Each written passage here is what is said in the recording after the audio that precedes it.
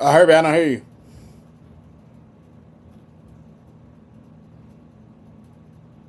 Or maybe you don't hear me. I don't know. Yeah, I don't hear you, bro.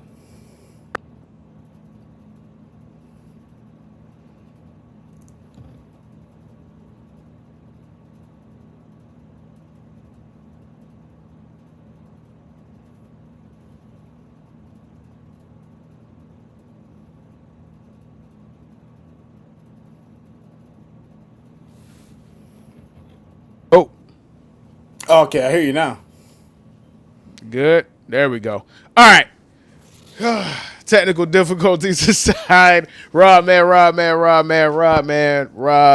man. This is the off-season Mondays on a Thursday, a special edition episode Hey, of the PHIN Outta Water Football Podcast. Obviously, normally we do this the off-season shows on Wednesday, but today is a very special day. Today is officially the first day of the 2026 NFL season because today is the NFL schedule release. And we are super excited to cover this glorious day because that means we are one step closer to September 9th. And now we know what is going to be that game on September 9th. It is going to be the Super Bowl rematch between the Seattle Seahawks and the New England Patriots. And we got a whole slate of games to react to. We are 3 minutes from the official release. We could talk about the Christmas games. We'll be able to probably see. We could talk about the Black Friday game. That should leak soon. We'll be able to talk about the entire Dolphins schedule. Like, we have a lot. yes, We sir. have a lot to discuss on today's episode, but that is not all we will be talking about.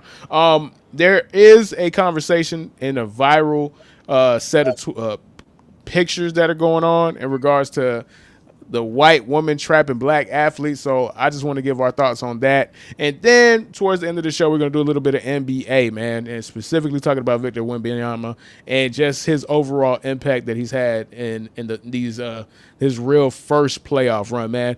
But before we get to that, man, we got to get to this, man. Let's start. First topic of the day, talking Dolphins before we get to the NFL schedule release portion. Your boy Achane got paid. Paid. Money, money, money, money, Paid. money. Shout out to Devon. Got that $68 million bag. A Chan, right? So, how do you feel about the Dolphins giving that contract to Devon Achane, officially making him the third highest paid NFL running back in the NFL, man? The floor is yours. Listen, Herb. If there is anybody who deserved to get paid for their efforts, Herbie, it was Devon Achan, bro. I Yeah, mean, for sure. especially when you consider the fact last season he spent the entire season being our offense behind what was not a good offensive line. So I think it is a beautiful thing, and Herbie, the signs were there, right? Because one thing that Sully and Halfley have been pretty adamant about was that Achan is in their future plans, right? So listen, I am as excited as any Dolphin fan. I can actually get a jersey, Herbie, because I didn't know who I should get this year, because I want to rock a jersey when we win this year, because I don't think we'll be winning very much. But Herbie, I'm happy, man. And when you consider it, Achan is a top five running back. With the way that Sully is building this team, with the type of style of play that we're gonna have, especially when you consider the fact that Malik Willis is an athletic quarterback, someone who they have mentioned in their game plans. They plan on making sure he uses his legs. So I mean, this is gonna be a running football team, Herbie. And if you're gonna feed, especially when you have a quarterback who has a ton of question marks. We're not quite sure what Malik Willis is going to look like with this receiver group, but we know what Achan is going to look like, and we've added some pieces on the offensive line. We'll see how the coaching can get the most, or we'll see what happens with the coaching and the offensive line. But Herbie, I'm happy, man. Like, if there's anybody who has earned a contract to be on this team, it's Achan, man. I'm happy for him, his family, and I'm excited for him. He's gonna be the star of the offense again next season, and hopefully he actually has some help. Yeah, that's gonna be it, man. So listen, I'm excited for him too. He deserves it. $32 million guaranteed. $68 million for the totality of the I think it's a good contract. deal too. To be And honest with yeah, you. it's 16 with the potential to be $17 million a year average salary.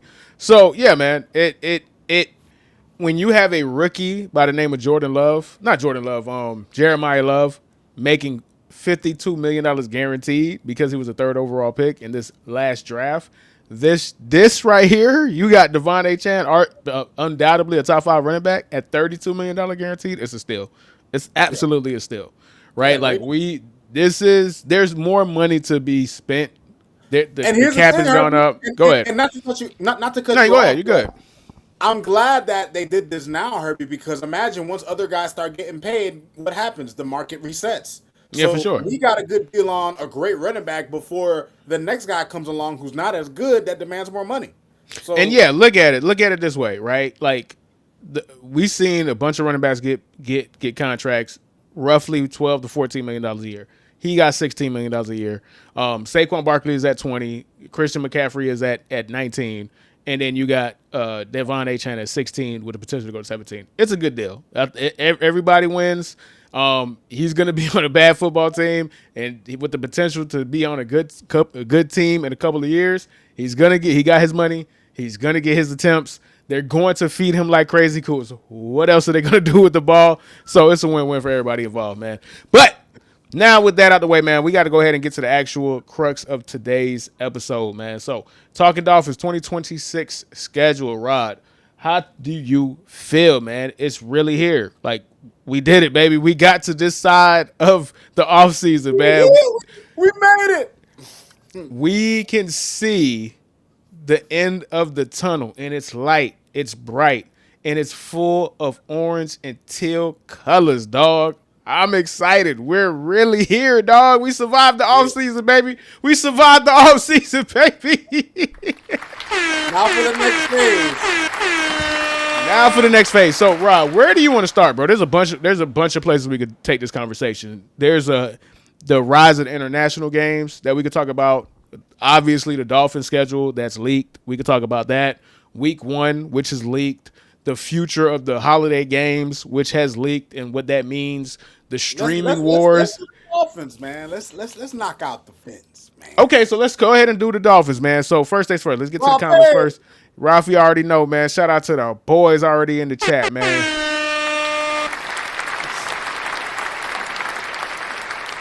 So, the Dolphins are going to be playing the AFC West and the AFC North, I believe. And who else? What is it going to be? It's going to be AFC West and NFC North, Bengals, Indy, and San Fran. whoo. So I'm just gonna go ahead. Wait, let me frame the conversation with the non-division opponents that we got, just so people, if you're not a super nerd and you know the teams by division and all that stuff, so that means that the Miami Dolphins are going to be playing the Cincinnati Bengals, the Kansas City Chiefs, the Los Angeles Chargers again, the Chicago Bears, the Detroit Lions, the Indianapolis Colts, the Denver Broncos, and the Las Vegas Raiders, as well as the Green Bay Packers and the Minnesota Vikings. And to finish off, that last non-division team is going to be the San Francisco 49ers. Boy, boy, you got some heat coming y'all way, man. You got to play the Green Bay Dolphins. You got to play them. They got to play the Miami Packers. So that's like negative and positive energy, antimatter and matter colliding. Yeah, that could be very dangerous. You guys got to play the 49ers. You feel me? They got hella like radiation because of their field. That could be dangerous. You got to play one-legged Patrick Mahomes. Who knows what can happen there? You got to play the paper champions, LA Chargers, the guys that are always going to win the Super Bowl before the season starts. You feel me? Like, what are your thoughts, man? Teams, man. Plenty of stories. Shout out to True Blazer, man. What's up, player? But look, Herbie, here's the funny thing about the schedule being released to me. Like, we always, like, every year you look at the schedule and we base things off of last season's strength of schedule. But here's the Right. reality, Herbie. First of all, the Dolphins are in one of the rare years where we are playing with what I would say is house money. Because here's the True. reality. It doesn't really matter for us to be good. It's actually more if you are okay, let me frame it like this. If you are someone who believes that you can find a franchise quarterback in this next crop of quarterbacks coming out in next year's draft, it actually got like you want the schedule to be as hard as it looks. But Yeah. to me, Herbie, the beauty of the NFL, the reality of the NFL, Herbie, is that the teams that once were a season ago are sometimes not this season. So the schedule looks hard right now, but some of these teams are going to fall off. Some of these teams will be the same. And if you ask me, even though the Dolphins are primed to be bad, I actually have a huge question mark as to what the hell this team is going to be. I'll be honest with you because I'm afraid, Herbie, that we're going to be what we've been, which is mediocre. If we're gonna be one, be one extreme or the other. I don't Yeah, want for the sure. literally the same old Dolphins. You feel me?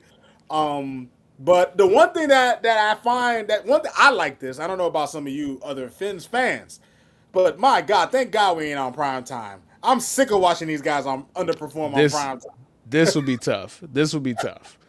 This will be a tough year to be on prime time, man. Like You know, this I is thought you might get the Packers on prime time because a little juicy storyline there, yeah, for but sure, for sure. Okay, so I'll say this. I'll say this. This will be really, really tough, right? Like sometimes the NFL has to stop and say, hey, they can't be on prime time. They have a potential to be such a bad team that it will set the NFL back a couple of years, and we can't have that on primetime television. So, like it would hurt the Shield if the worst, if the worst possible timeline version of what this Miami Dolphins team could be, which is the worst version, like of all the outcomes, it's the worst, and they were on primetime, you would set football back 20 years. We will be watching Stone Age football, and the NFL had to step in and say, we can't have that. So shout out to the NFL to have the discernment to not put this Miami Dolphins on primetime. And again, the beauty of the NFL, which is another reason why they're this behemoth that they become in North America, is they have the ability to flex things out, right? Say the Dolphins are an incredible team for whatever reason, right? They can flex you in a primetime game. oh, for So sure. they always have that opportunity. So right now, tentatively, you guys are not on prime time. It's looking like y'all definitely not going to be on prime time. But from my understanding, I believe every team is supposed to have at least one prime time At least game. one, yeah. Which, if you look at the schedule, if that schedule is accurate that we have, there is a game against the Patriots that says TBD, right? So that could be a potential for that to be your primetime game, the last game of the year when nobody gives a fuck, man. Shout out to the NFL, man. They know what they're doing, man. They're like,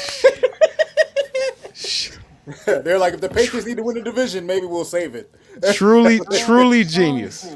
Oh Truly man. genius. But So, you know what, Herbie? I listen, and I will say this, man. Despite how everybody's really feeling, because if you listen to any other media, pretty much just about everybody is already singing the Dolphins' death, right? I think pretty much everybody's expecting us to be one of the top three teams picking. But I love this version of the Dolphins right now, Herbie, because there's a lot of question marks. There's a lot of unknowns, right? Like we're going into this new season expecting the worst, but that sometimes there's a beauty in that because you can expect the worst, and whatever results you get will be far exceed. It'll far exceed your expectations. So I don't know, man. Like I'm super excited because everything's new, right? New GM, new coach, a new group of guys. This Dolphins team has like a little bit of a bad news bears feel, Herbie. Now it's easy for me to say this. Now, come week 6, week 7, week 8, I might feel differently. But as of right now, your boy's feeling good. Your boy's feeling good. okay, so what I want to do, I want to go ahead and use what we have. So I'm just gonna go right through all the games and blitz through them. And if this is accurate, cool. If it's not, hey, whatever, bro. We got fooled by the internet, dog. That's how the game goes. So the 2026 schedule, according to the leak that you shared with me, you guys play the Raiders week 1 at the Raiders week 1 at 49ers week 2, Two road home games against the off the bat. Chiefs off the bat, home against the Chiefs in week 3, at Minnesota week 4, home game against Cincinnati, bye week in week 6, or early bye week, at the Jets, home against the Patriots, home against the Lions, at the Colts. Then it's going to be week 11 at Buffalo, week 12 home against the Jets, week 13 at the Broncos. That is going to be a tough game. Maha Stadium is crazy. Then you guys are going to get a home game with the Bears, week 14. Then you're going to go to Green Bay, Miami North, week 15 against the Green Bay Dolphins. And then you're going to go to LA. You're going to have in week 16 against the Chargers, week 17 at the home against the Bills, and then TBD at New England, bro. So if that schedule is accurate, that is a tough schedule for a team that is And you not know all what, that Herbie? talented. You know what? You know what ticks me off about that schedule, bro? How come we only have two home games in like the first 2 months of the season, and none of them are against a division rival? Like, did the Bills crying that one year really affect them that much, dog? So Yeah. we have to go to the cold because we're gonna be playing, in Buffalo in the cold. We're gonna be playing up north in the cold. And you mean to tell me, bro, we couldn't get at least one? We couldn't even get the Jets at home to start the year in Miami in the heat. They're just gonna completely strip our home field advantage from our division rivals. I mean, not like it really matters, right? I don't think the Dolphins are likely finishing fourth, but I just take offense to that kind of schedule, man. It's like, come on, give us one of them boys, man. But Nah, facts, it's looking facts. tough though, man. I mean, Herbie, It's- think about how it starts. You're on the road against possibly Mendoza and the Raiders. I don't know who they plan on starting, right? But you might it might be and you Mendoza. got to think about it. So you're gonna get the Raiders when it is super lit. Like it's gonna be the most enthusiasm that they're gonna have at any point in the Oh, season. It's oh going yeah. to be in Las Vegas. It's gonna be in that stadium. Raiders fans, like I heard that, like I really want to go to a Raiders game because I heard the atmosphere is crazy. So it's gonna be super hyped up. People are gonna be super excited to see the rookie quarterback. People are gonna be super excited to see the new head coach and see what they could do with Ashton Genty. So, dog, hold on, man, hold on. We Ashton. Ashton is in here talking about week 4, bro. We already got somebody laying down the gauntlet, bro. We have a Minnesota purple people eater amongst us. We have a villain amongst us, bro. There is a collision course with the guy by the name of JJ McCarthy or Kyler. Matter of fact, I didn't even think of y'all might be playing Kyler Murray in week 4 against Minnesota. Woo, boy, boy, y'all got some heat. Y'all got some quarterbacks to play this season, boy. I ain't gonna lie to you. I mean, Herbie, imagine two road games in West Coast, and then you start your first home game is Mahomes, who's And not Brian going to look Flores. good. And And then you it's got to go play Brian Flores after that. And then after that, you got to go play Joe Bengal, Jamar Chase, and T. Higgins. And then you get a bye week. And then after that very early bye shit, week, we get to you ice. got The team gets a to ice their assholes week 6 before taking a pounding the rest of the year. That's just what's gonna happen. So Ralphie, 220 at Las Vegas per ticket with nosebleeds is crazy work. Ralphie, you got to understand. Those tickets pay for Las Vegas. The Las Vegas Raiders game are never cheap. Those tickets have to pay for that ridiculous spaceship of a stadium that they have, bro. And they pay for the sphere and they pay for all the construction, bro. That's why it's really expensive to go to a Raiders game. It literally pays for all that crap that's in Las Vegas right now because ain't nobody Damn. going to the goddamn casinos, bro. So yeah, for sure. Like there's been many times that I have went to Las Vegas, hung out in Las Vegas, and tried to go to a Raiders game and said, hell no. Hell no. Oh yeah. You guys will never play the Buffalo Bills Oh, in boy. you will never play them in Florida heat in September heat again. It's Hey, that never boy gonna Q said happen. they call. Oh, bro, they really did call OSHA, bro. You will Bro, you never didn't play tell me them. since that game, bro. You will never play the Bills in September again. The That's earliest you will crazy at work. home. You will never play the Bills at home in September ever again. The earliest you'll get a home game is November if it's the Bills, bro. Like the Bills get whatever they want. We've never had it's sudden death my entire life. Josh Allen to get the ball, so now everybody gets the thing. Josh Allen died because he was just had to be hot in a September early game and short arm the pass to close out Imagine the. after kicking our ass year after year, you finally lose one, and you want to fucking blame the Heat, man. Oh All my. right. Okay. So based off of that, Rod, because I want to go ahead and get to the other discussions in regards to the schedule. What do you think you guys go off the top? What do you think you guys are gonna what with this record? What kind of record you think you're gonna have? Herbie, I'm not one of those guys who wants my team to lose, but I can kind of look at the bigger picture. So I think the Dolphins will probably go. If if I'm being honest, I see a 4-13 team. We Woo. might win 4 games, man, maybe, and that's Listen, me. I That's will being, say this. I will say this. This is the year to be bad, right? Like yeah. whether you House money. believe in Arch Manning or not, he's going to be a top 5 pick. Whether you believe in Dante Moore or not, he's going to be in this draft. You have the cornerback from Notre Dame, Leonard Moore. You have Jeremiah Smith. You have Dylan Campbell, Cole Kalman. Like there's so many top tier prospects. This is the year to be in the top 10. If the Dolphins are ever going to be in the top 10, this is the year to be in the top 10. So it's okay to be bad this year, guys. Like, House money. just don't be 7-10. Don't be 9-9. Herbie, Don't that's like my fear. That's my fear. That the 500 gods keep calling for us, man. You this know. is not the year to pull that crap, dog. Please don't do that nonsense. Now I will, Herbie. Please. Herbie, I will say this. There is an exception. If it turns out, and I don't think too many people are banking on this, but if it turns out that the Malik Willis experiment is actually a success, I feel different, right? Like let's say we finish 10-7 because we find out that Malik is a lot better than we thought, given the weapons he has on offense. I feel differently, especially if he looks the part, right? But other than that scenario, which is not a scenario I'm expecting, yeah, yeah. Let's go. All right, so let's get into the rest of the schedule. So I have the week 1 schedule. I don't really care about all of week 1, but I did have a top 5 most intriguing games from week 1, right?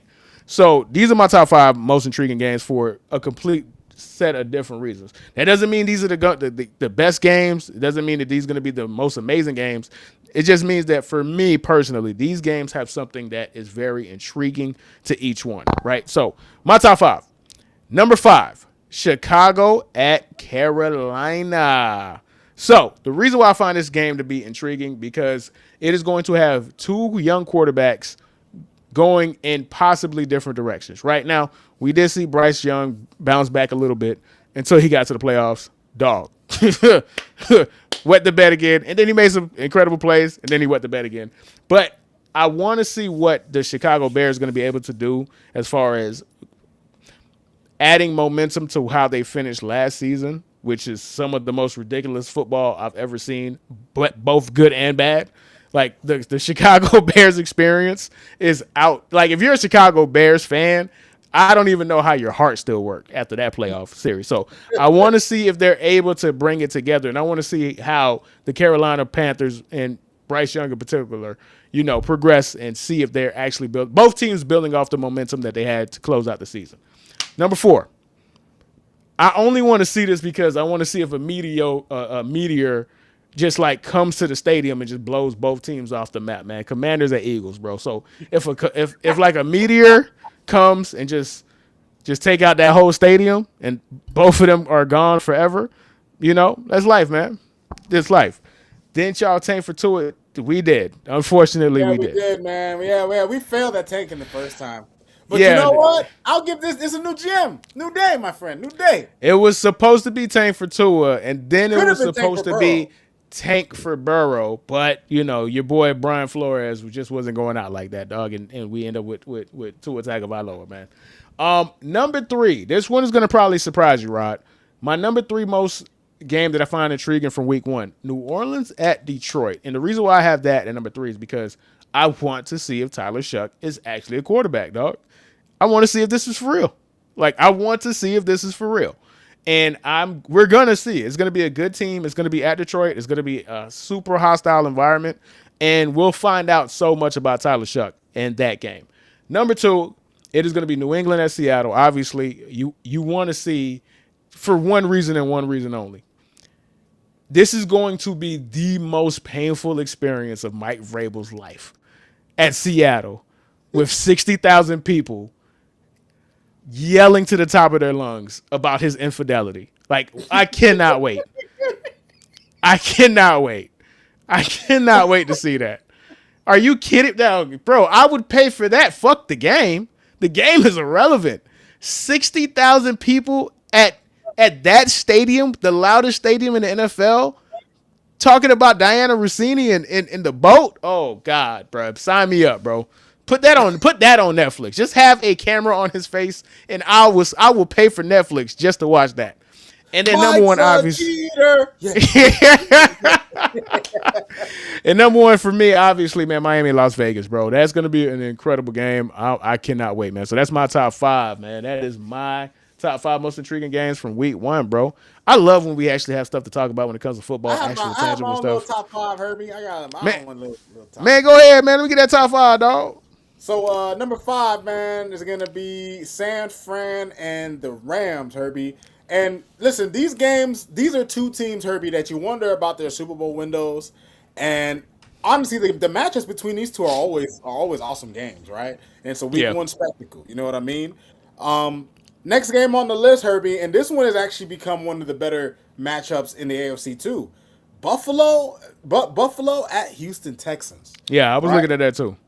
Like, and here's the thing, Herbie. These are two teams with two quarterbacks that people have had high expectations for. When you look at obviously Josh Allen, Herbie, Josh Allen has a lot of redeeming to do because everybody was looking at him, being that there was no Mahomes, there was no Lamar, there was no Unbelievable. Joe. He was the Unbelievable. top quarterback in the postseason last year and couldn't get it done, right? And now he's back again with another guy in CJ Stroud, who was everybody's darling his rookie season. And depending on who you ask, it's the team or he's regressed. I don't know. You pick, right? But either way, you got two teams that will bring great defense, two awesome quarterbacks. Can't wait. Next game on the list, Herbie, and this for my boy Rashad. My boy Rashad. Let me tell you something. Atlanta Falcons at Pittsburgh Steelers, man. Ooh, yeah, that's gonna be a good one. That's I'm gonna be a looking good one. forward. I'm looking forward to seeing. I don't know if Penix is going to be healthy. I don't know what Atlanta's really going to do. I don't think they're going to start Tua, but it'll be interesting to see if I get to see good old Tua Taggy in a different uniform week one. You know what I mean? I'll be looking forward to that. Last two games. Last two games, Herbie. And Herbie, this might shock you. Cowboys at Giants. And Come the on, man. reason Be why serious. Be serious, man. Jackson, listen, Herbie, I'm interested in seeing year two Jackson Dart. I want to see year two Jackson Dart. What did Jackson Dart show y'all besides getting his head knocked off every other game, bro? Like, let's be for real. What did he really show anybody? He showed an incredible ability to get knocked out of games, bro. That's the only thing he showed, man. He showed an incredible ability to find his way to the blue tent, bro. That's all he showed, bro. Like, let's be for real, man. Hey, listen, man. You know, a young Jackson Dart, you get to see Cowboys, see if they start the season off on the right note, man. You're Cowboys, man. Last game, man. Last game that is I'm excited to see is Jacksonville Cleveland Browns. I know that sounds weird, but listen, the Shador saga is not old yet, right? And I'm pretty sure, from what I'm hearing, I guess it's him and Watson competing in camp. No matter who starts, is going to be a spectacle, right? Oh, for And the sure. Absolutely. and Jacksonville with what's his name, Trevor Lawrence. You never know what you're gonna get out of them, man. So that should be a very intriguing game, and I'm looking forward to see how things play out with that. Week one has a lot of intriguing games, man. I mean, just about damn near every game you can have some kind of point of interest, right? So it's gonna No, be a for dope sure. week. Because week one is going to be interesting because everybody's excited. There's not a single fan base that's not excited. Everybody's going to be intrigued. I'm going to try to follow every game. So week one is going to be super fun. So I can't wait, man. So let me just blitz through this here, right here. So these are going to be the Christmas games. I wasn't able to get the Black Friday games and stuff like that, but this is going to be the Christmas game. So Christmas Eve, we got Houston Texans at the Eagles, and then Christmas Day, we're going to have a triple header on Christmas Day, dude. Like, we got Packers at the Bears. We got the Bills at Broncos for a rematch, and then we got the Rams at the Seahawks, bro. So we have so many games at so many places. We're seeing it with the NBA. Like, dog, there be so many times where I don't know what game. Like, I don't know if the game is on ESPN. I don't know if the game is on Peacock. I don't know if the game is here. And it's going to get to the point where we're going to do that with the NFL because the NFL is whoring itself out to anybody who's willing to give it money, bro. Like, Netflix is going to have another Jack in the building. All the homies in the building, man. Shout out to all the homies in the building, man. We here. Football is back, baby. So this is one side of the NFL whoring itself out, And then you have the other side of the NFL whoring itself out. So that's going to lead me to my first discussion post, man. Discussion, international games. We are on the eve of a historic, not one, not two, not three, but 9 international games this season, the most in history. So the NFL is going to be going to starting literally week 1. They're going to be in Wembley Stadium in Melbourne, Australia. Then the next one is going to be in Rio de Janeiro. Then 3 straight games in London, England. Then there's going to be a game in Paris. Then there's going to be a game in Madrid. Then there's going to be a game in Germany. And the last international game is going to be in Mexico City. The NFL is diluting the product. What did my dog Frank Lucas said, man? It's blue magic. Like, it's blue magic, baby. Like, you can't dilute the product. You cannot keep doing this.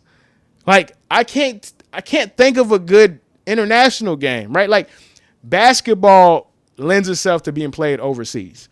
Right. Soccer, obviously. F1, obviously. Tennis, obviously. Right? Like, football is American such football. It's called American football. American football. And it's not even the cultural aspect. It's all the stuff that leads up to it, which is why we always get bad games. These are long flights. These dudes are in places that they've never been before for the most part. They're not actually eating. They're not getting good sleep. Like, your body has to be in optimal position, optimal to play football at the highest level.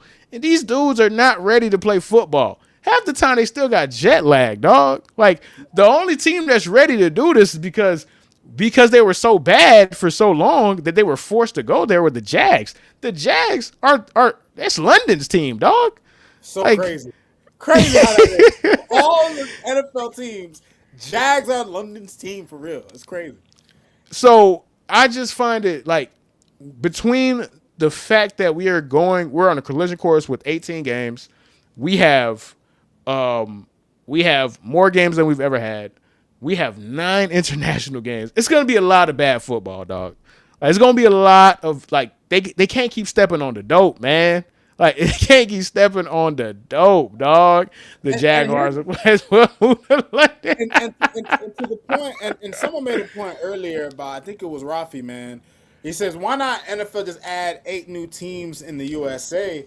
Listen, I don't know what the NFL is really, I don't know what their game plan with this really is, right? Like, is it because they want to sell the product more internationally? Obviously. Well, but here's the thing. I remember there was a time where they were talking about having a team in London, right? But how the hell would it work? Like, how that team would never be good, or they would be great because everybody would come there and they'd be so jet lagged to hell, that, you know. And I think the NFL already tried a Euro League before, didn't work out, right? So I don't know if they're aiming to try something like that again. Listen, what they're trying to do is to go through they're trying to go through every nook and cranny to make some money. Like, what the hell is football doing in Madrid, Spain, bro? Like, who in Spain is like, yo, I cannot wait to watch Tua Tagovailoa in whatever's left of Joe Burrow's kneecap, because you know he always get hurt. It's week 9. That dude's gonna be on a stretcher, dog. Like, who in Madrid is trying to watch that? Like, seriously. Like, Paris. Like, Mexico City, Mexico loves football, right? Now, I'll get to it when I get to the history of the international games. Paris. Who the hell cares about football in Paris, France? Nobody. Seriously, who cares? And then you're going to give them the Saints and the Steelers? You're not even going to give them a cool team. You're giving them Steelers. You're giving Paris, France the Steelers and the Saints. Like, what?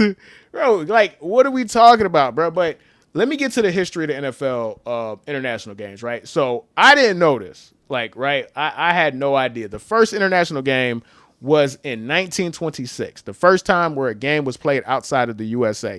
It was in Toronto. It was going to be between the AFL New York Yankees and the Los Angeles Wildcats, man. So next, 1950, the first game played internationally. And again, this is the pre-Super Bowl era. So they're going to say first game, and first game, it's post and pre-Super Bowl era. So it is the New York Giants that defeated the Canadian League's Ottawa Rough Riders in a preseason context.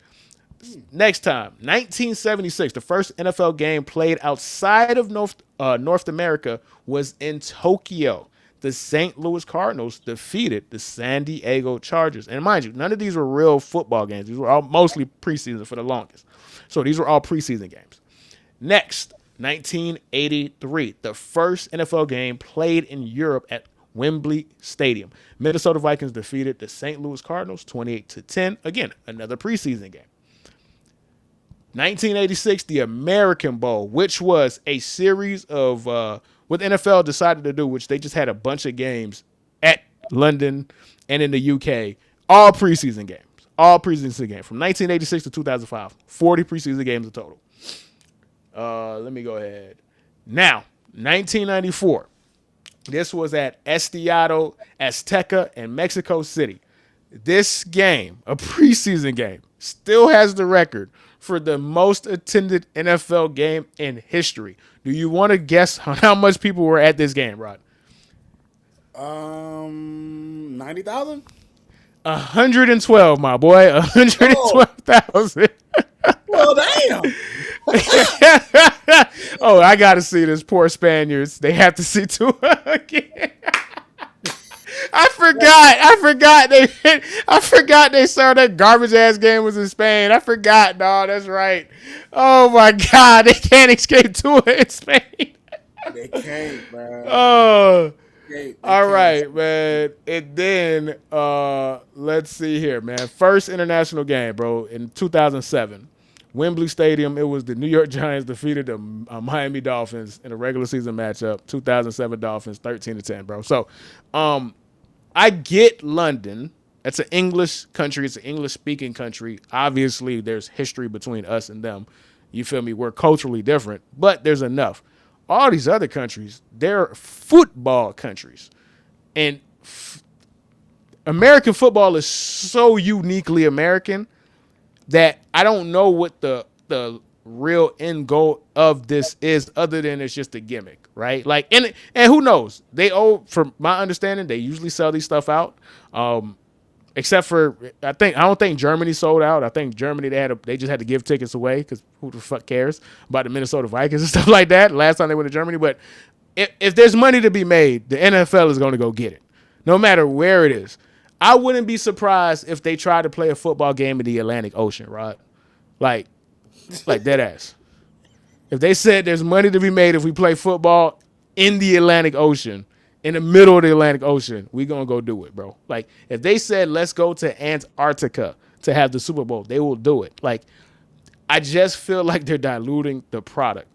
The only thing that could stop football from being a true, like, just dominating for the foreseeable future is if you keep putting bad football out there, bro. Like, there was a lot of times that I had to turn off the TV sometime. I'm like, I'm not watching this, bro. Like, this game is ass.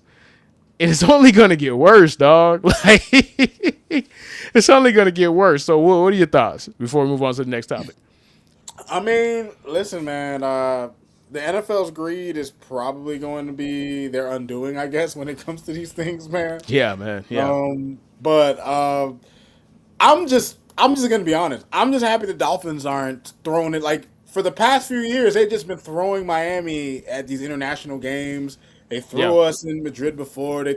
I'm just happy that my team isn't going through that mess, right? They're not dealing with that BS. But I mean, all we could hope for is that the games that they actually have are going to be good games, bro. That's hopefully. That's the best we could hope for. That's all. That's the best, absolutely, that we could hope for. Like, dude, like that Rams game. Who the Rams play again? The Rams and 49ers. It's like a 26-hour flight to go play football on Thursday night.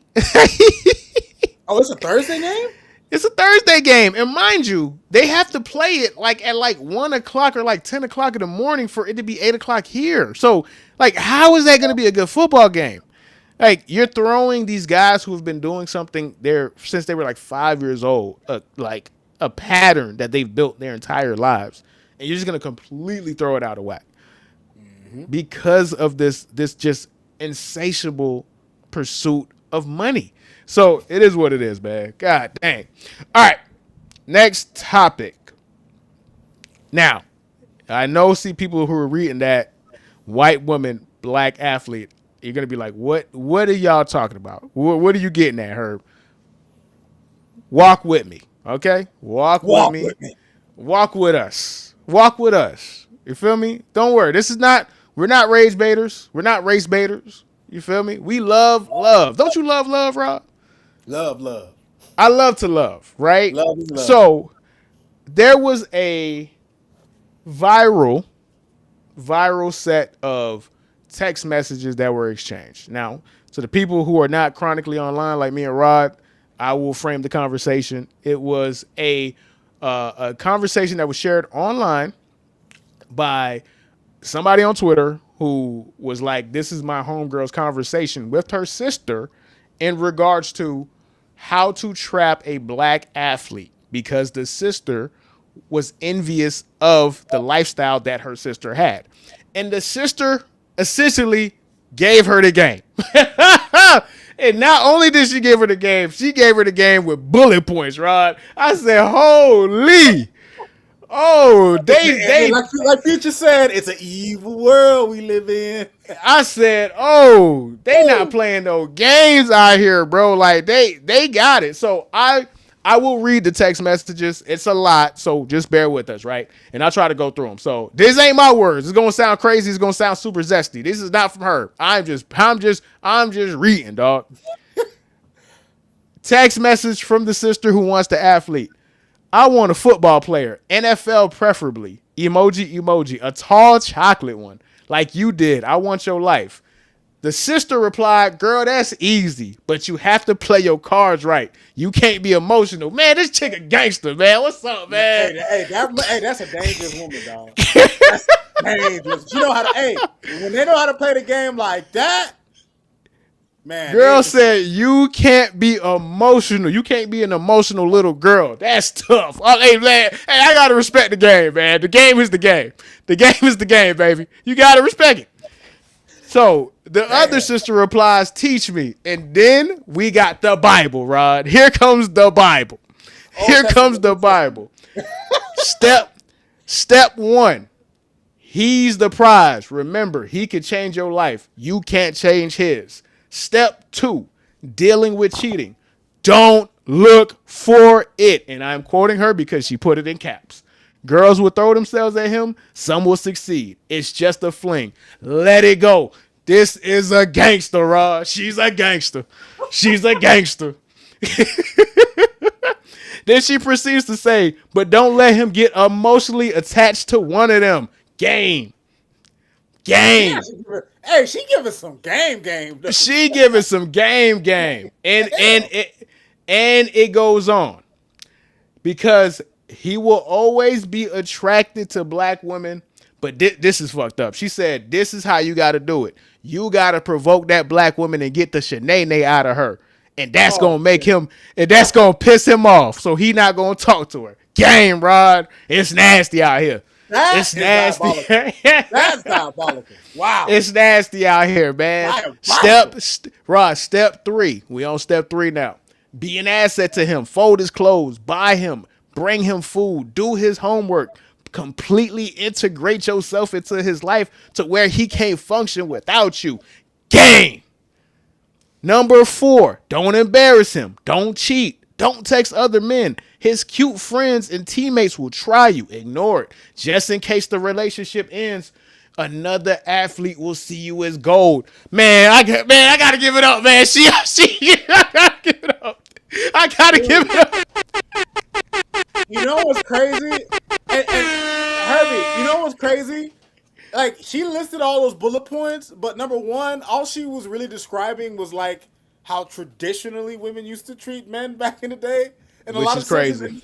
And in the other sense, she's basically saying just take your ego out of it. She's Facts. like, just look at your situation and take the ego out of it, and you'll be fine. And the funny thing is, today's women have a lot of ego, so you can't tell today, a lot of women today to don't worry about him cheating. What? They gonna be like, man, nigga, please. Oh, fold his clothes, do this. There's some women who they hear that and they're like, oh, I'm not doing none of that for a man, and they're out here complaining about paying all the bills. And this So is, and I'm gonna finish it off with this because I want to. Now we got the jokes, and then we get to the serious part of the conversation. So I'll just finish that, and then we'll circle back to what you just said because I don't want to brush off what you said either, right? So nope, this is where it is to end it off. Push for marriage, at least have multiple kids, and you got them. In 2 years on draft day, you'll be a millionaire, and all your friends will work hard in school to literally never live the life you live. It's so sweet and rewarding. I'm in Cancun right now. Mic drop. Mic drop. Mic drop.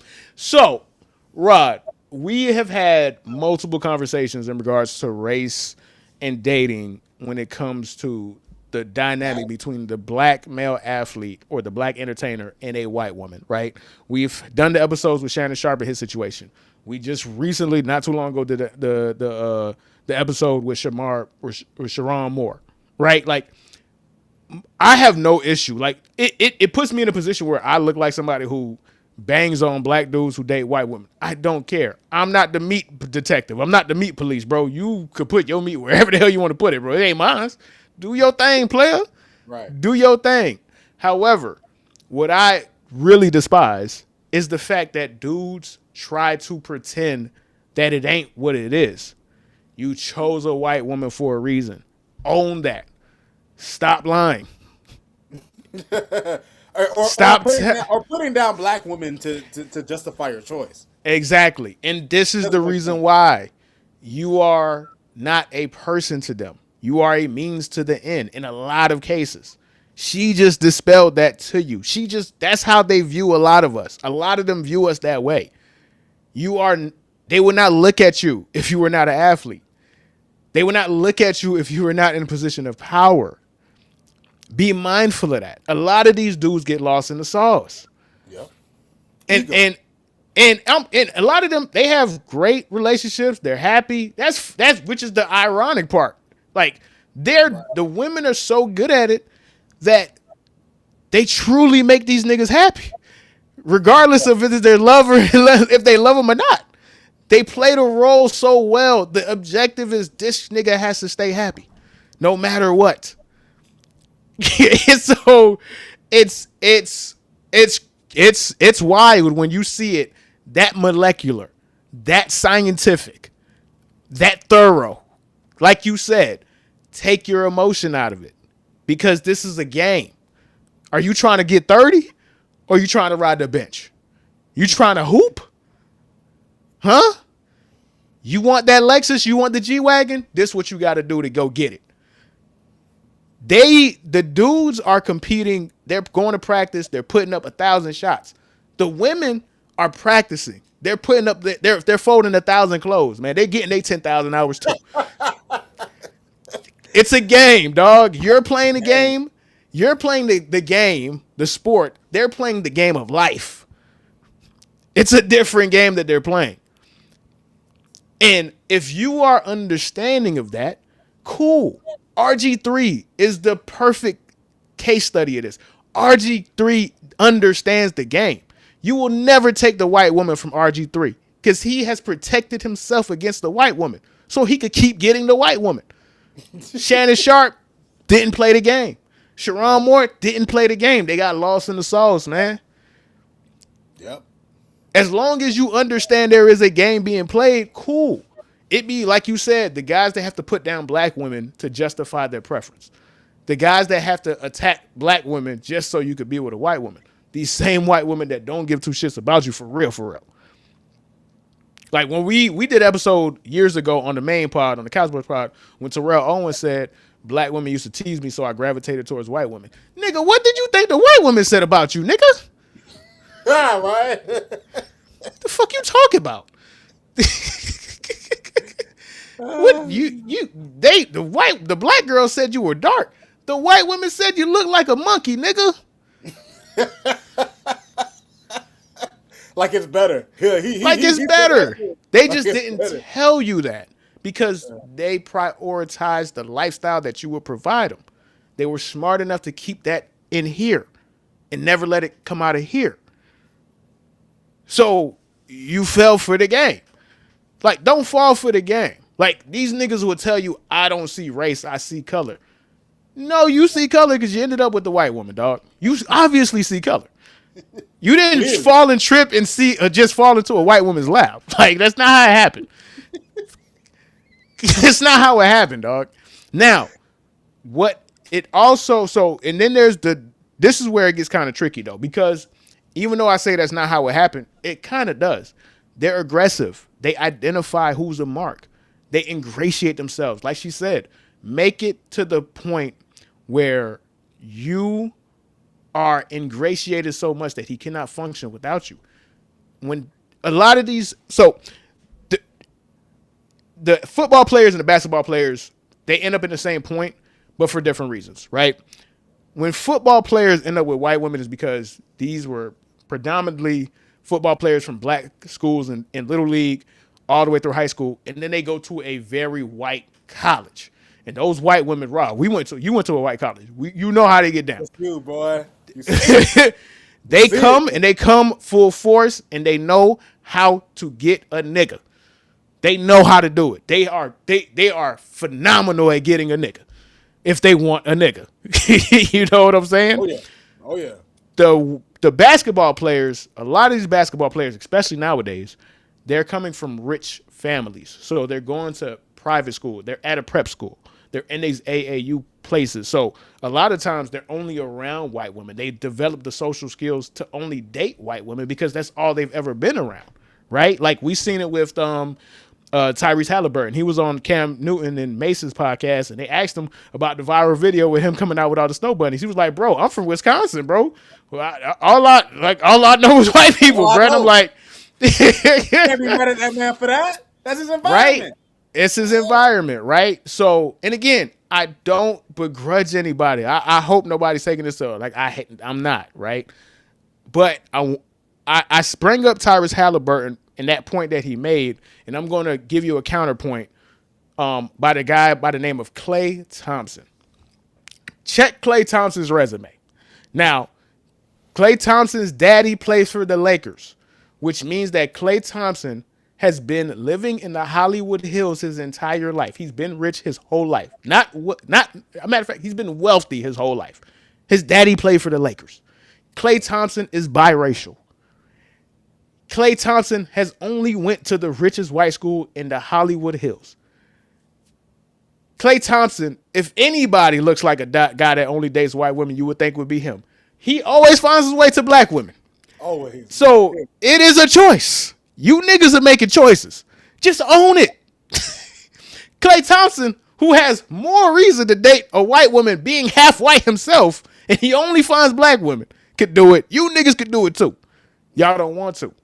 Of course. And that's fine. Just stop saying you don't see race. Stop putting down black women. Stop justifying your decision. Yeah. It's your preference. Who cares? It's your preference. Who cares? But when you do that, it makes us feel like you feel guilty about it. Why do you feel guilty about it? Ask yourself that. But I'll leave it with this. That conversation is crazy, and I want to get to what the homie Shot said. This woman is a psychopath. You're gonna have standards in a Lexus or get cheated on in a G-Wagon. They're getting cheated on in a G-Wagon, dog. These bitches are getting shitted on in Dubai. Shot. Standards is done, bro. Oh, man, yeah. They don't care about that. And you know, the sad part is they think they want these things, and then when they're in the thick of it, they realize they made a mistake. But in order to have the status, in order to have the perception, in order to have the accolades, in order to be able to tell her homegirls, "Oh, baby, I'm here and I'm here," they sell their soul for that. So Again, they don't see it as getting cheated on. They see it as the game. That's the game. He's gonna cheat. That's the game. That's the game. Am I gonna cry about it or I'm finna lock in? Homie said, "What I can." Homegirl said, "Lock in, man." That's basically what she said, man. Fuck all that whack shit, man. Lock in. He cheated, so what? Lock in. He smacked you up a little bit, whatever, nigga. The game is the game. Lock in. What you want? What Don't you be mad at want, him when you dog? see him on TV. I'm serious. Yeah. Damn. Man, listen, that Russell Wilson picture haunts me, dog. The face that he made and his previous ex-wife made, oh, I see that in my nightmares, dog. That is I'm mad that you even brought that up, Ralphie. Like that's one of the most scariest pictures of all time. Yeah, man. That we can leave on that note, man. We can leave on that note. All right, so that is gonna be it for the football discussion. Before we get about it here, man, we do like to talk about other sports as well, man. So if people who want to hang around with us, man, they're gonna go ahead and do the wrap up, man. So we're just gonna briefly talk about Victor Wembanyama, bro, because he's balling his ass off in the NBA playoffs. So if you guys like NBA too, if y'all here for the NBA conversation, just stick around a little bit more. So Rob, man, yeah, the prince who is promised is doing some promising ass shit in these 2026 playoffs, dog. Yeah, what do you say about this freaking nature, bro? Like, what do you even say, dog? I mean, Herbie, I can say that I've been watching basketball since I was a kid, so about 30 some years probably. I've been because my dad is a basketball fan more than football. And I've watched a lot of great defenders in my lifetime, Herbie, but in terms of just the eye test, I think Wemby is the greatest defender I've ever seen, bro. Yeah, it's hard to And, argue, and, bro. It's and, hard to and argue people against it. gotta understand, it's like you could even bring up numbers and stats, but the thing is, when you're watching Herbie, when you're watching Wemby on the basketball court, the amount of times that guys are passing up layups, the amount of times that guys are aborting plays, the amount of times that a guy thinks he has an open shot, and when he sees Wemby, he just passes it because he doesn't even want to deal with it, Herbie. Like, it's not even just the fact that Wemby gets a lot of blocks, and that's a stat that you could read, Herbie. He literally alters every single offensive possession that a Yeah, team has. Not only that, when you have a guy that has the height that he has, that has the instincts that he has, that has the speed that he has, Herbie, the Spurs perimeter defenders, Herbie, they have carte blanche to play as physical and as personal defense as they can, right? Like they don't have to like bro, you have a guy that you like the paint is protected. Herbie, we were having a discussion before the podcast where you were talking about Wemby on 2K. Wemby is so fire in real life. It kind of reminds me like back in the days in 2K, like in the Prime Warriors era, where oh like yeah, I know exactly what you're talking about. Go on, yeah. Steph Curry would hit a three with a hand in his face from half court, and you'd get mad at it and you'd be like, well, shit, he does that in real life. Yeah, Well, facts. in your case, Wemby's hand goes through your player to block another nigga's shot, and that should be a foul. But Wemby in real life plays in such a way that when you're watching him, Herbie, you ask yourself, like, how is anybody supposed to get to the paint? How's anybody supposed to get to the paint? And that's just him on defense, Herbie. Imagine Rudy Gobert was getting all the props in the world for shutting down the guy who we've been calling the best player in the world for the past 3 years. You put Rudy in the same court as Victor Wembanyama, and you're asking yourself, is this even fair? Is this I even forget that fair? Rudy is on the court sometimes. Like I forget that he's there. Bro, he makes them useless. We're coming, like you said, to bring up what you just brought up. We're coming off the hills of a series where it completely changed the conversation that people were having about Rudy Gobert. Like people were like, "Oh, we finally get it. We finally get it." All that's out the window. All Dog. that's out the window. Like he is erasing. Like Rudy Gobert feels like a fly. Like he's invisible because of just how dominant, bro. Yeah. Okay. First off, yes, homie is lucky he ain't get suspended because what he did in game 3 was Yeah, outrageous. he was Like that wild. He would was wild for they sure. he was wilding. He was wilding. But I'm mad because the most obvious thing was the dude was gonna get 16 points in the first quarter. Obviously, the fact that I ain't even bet the over, I'm so mad at myself. Of course he was gonna dominate because that's what he does. Because he's a freak. He's a 7-7 at times shooting guard, at times point guard, and at times center, and at all times the greatest defensive presence that I've seen, or the greatest defensive presence since Bill Russell, dog. This dude teleports, bro, from one side to the other. It's Oh ridiculous. God. Herbie, I, here are some of the stats, and mind you, the Spurs are considered one of the best defensive teams in the NFL this season. Here's yeah. some of their stats on the court versus off when he's on the court versus when he's off. When Wemby is on the court, this is per 100 possessions. When he's on the court, they average 100. They average 102.9 points. When he's on the bench, they average 113 points. That shit goes up a whole 10 points on That's average. insane. That's The insane. opponent field goal percentage, Herbie. When Wemby is on the court, opponents are shooting 40.7%. 40.7% allowed. When he's off the court, it's 48.6. Okay? Opponent rim field goal percentage. They are 51.1% inside the paint, Herbie. That means one out of every two gimmies they're not getting. As That's opposed insane. to 64% when he's off the bench. That's insane. That's insane. That's Team nuts. defensive That's rebound percentage, Herbie. They average 78% when he's on the court in terms of misses, 71% when he's off. And then here's the net team rating differential on defense.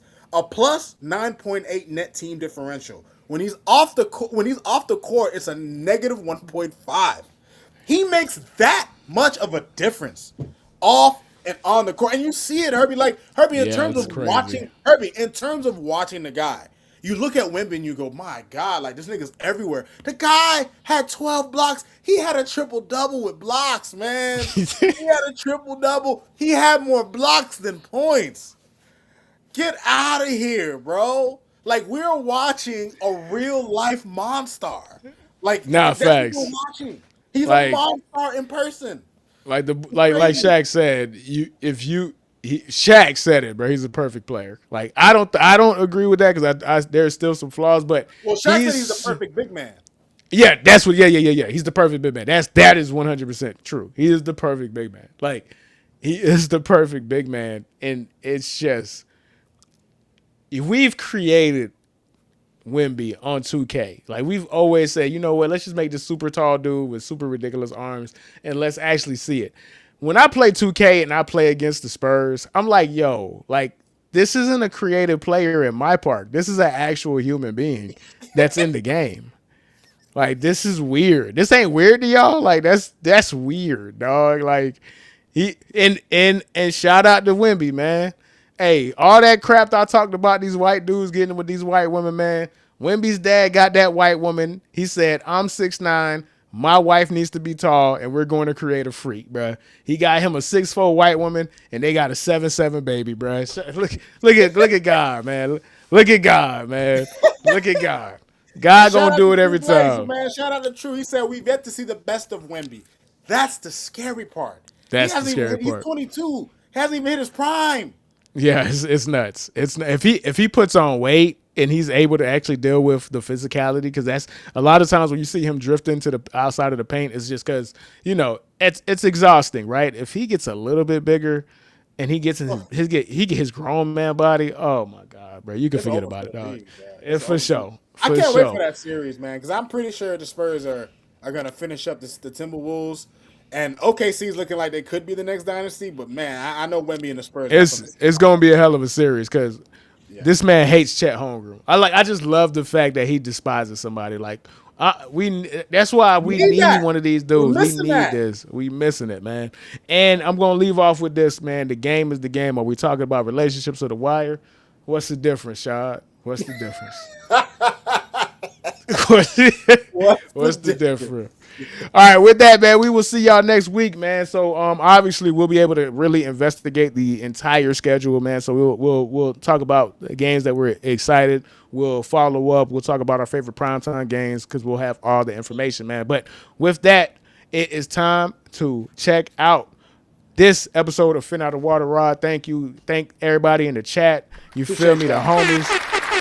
You guys are consistent. You guys are loyal. We do this. We appreciate y'all. I don't know if I say it enough. We truly, truly appreciate you guys because y'all don't got to be here, but y'all are here anyway, man. So most love, man. Always fucking with